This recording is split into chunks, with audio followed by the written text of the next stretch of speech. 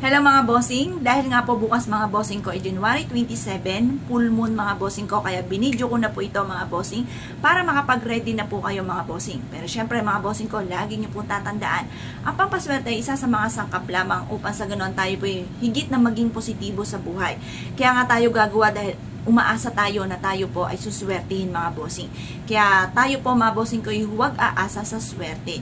Sipag at tiyaga, lalo-lalo na kung kayo po ay nais ninyo na maka-attract ng swerte, lalo na sa pera.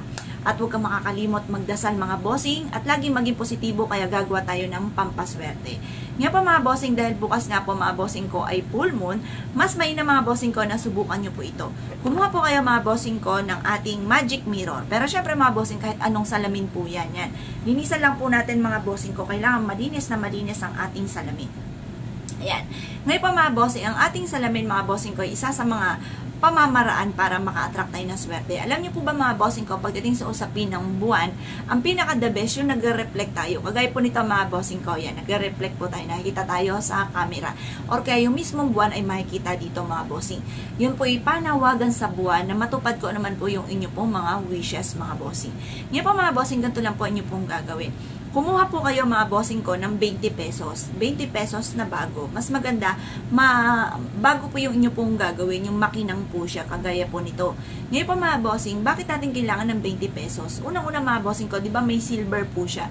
Ang silver ay nagtataboy ng mga kamalasan. Kung napakarami yung mga pagsubok na pinagdadaanan sa ngayon, ang silver ay may kakayahan na itaboy po ito mga bossing. Ngayon pa mga bossing, kung halimbawa ikaw ay naggamitan na ng kaliwa, palipadangin, sumpa, or kaya po yung mga panalangin ng mga masama, mainam na gamitan nyo ito ng silver dahil takot yung mga gumagamit ng kaliwa or yung mga negatibo, mga makukula mga bossing ko pagdating sa usapin ng silver. Kaya nga po, nire-recommenda ko sa inyo na magsuot kayo mga bossing ko ng mga diamond, kahit yung mga pitang baso lamang, or kaya po yung mga silver na alahas, or kaya po ay gold. Ang gold naman ay kasaganahan ang dulot mga bossing. Mas mainam yung mga suot ka kaysa sa wala ka talagang totaling suot. Kapag wala kang suot mga bossing ko na kahit anong borloloy, mabilis tatalab sa inyo mga bossing ko ang mga negatibong enerhiya. Kung ikaw ay nababalis, mabilis kang mababalis kapag wala kang suot ng kahit anong borloloy. Kaya magsuot ka mga bossing ko dahil pantaboy din po yan ng mga negatibo. Plus additional pa mga bossing ko, ang pinakagilid nito mga bossing ko ay rose gold. Ang rose gold mga bossing ko ay isa sa mga mabilis na solusyon sa mga problema. Kaya gagamitan natin ito ng rose gold. Yung tatlong kulay, yung silver, pantaboy ng kamalasan, yung gold ay para sa kasaganahan, ang rose gold mabilis na solusyon sa problema o mabilis na pagtugon sa mga problema po ninyong, mga hinanain nyo sa buhay na gusto ninyo na mabilis na masolusyonan. Ito yung rose gold ang ating gagamitin. Ngayon po mga bossing, ibulong nyo po dito mga bossing ko sa ating barya kung ano yung nais ninyo. Halimbawa, meron ako negosyo. Dito sa akin negosyo ay dito na ako yayamat, magiging matagumpay. Matutupad lahat aking mga kahilingan. Siksik tiglig atong maapot, napakaraming blessing ang darating sa akin. Ganun po ang inyo pong gagawin or sasabihin mga bossing ko. At makakatulong po ito upang sa ganon kayo po higit na maka-attract na swerte. Mula sa puso ang pagwiwish mga bossing ko, taimtim na panalangin.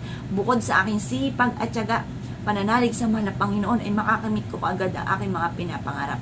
Mainam na gawin niyo na po ito mga bossing ko dahil ngayon ang kauna-unahang full moon ng buwan ng taon mga bossing ko. Itong January 27 mga bossing. Gawin niyo po ito ng mga bandang alas 7 or alas 8 na nakaharap ka sa sinag ng buwan. Nakatapat to sa liwanag ng buwan mga bossing ko habang ikaw ay nagwi-wish na nakatingin sa kanya. Pagtapos po niya na i-overnight niyo po siya at ilagay niyo lang po siya dito mga bossing ko. Hayaan niyo lamang po siya sa liwanag ng sinag ng buwan mga bossing. At kinabukasan ng alas 7 ng umaga, kunin niyo po ito at ilagay sa inyo pong bulsa, bitbitin kahit saan kayo magtungo. Obserbahan niyo po mga bossing ko at ito po ay makakatulong upang sa ganon, iadya ako lagi kung saan lagi ikaw ay suswertihin mga bossing. Bukod sa pagiging positibo sa araw-araw, kahit kung ano man mga pagsubok na pinagdadaanan natin, dahil bawat tao ay may iba't ibang mga pagsubok, laban lamang sa hamon ng buhay mga bossing, kaya po natin yan, malalampasan po natin yan mga bossing. Kaya kung kayo pinaniwala sa magatong mga pamamaraan, ay siya mga bossing, good luck po sa inyo po lahat.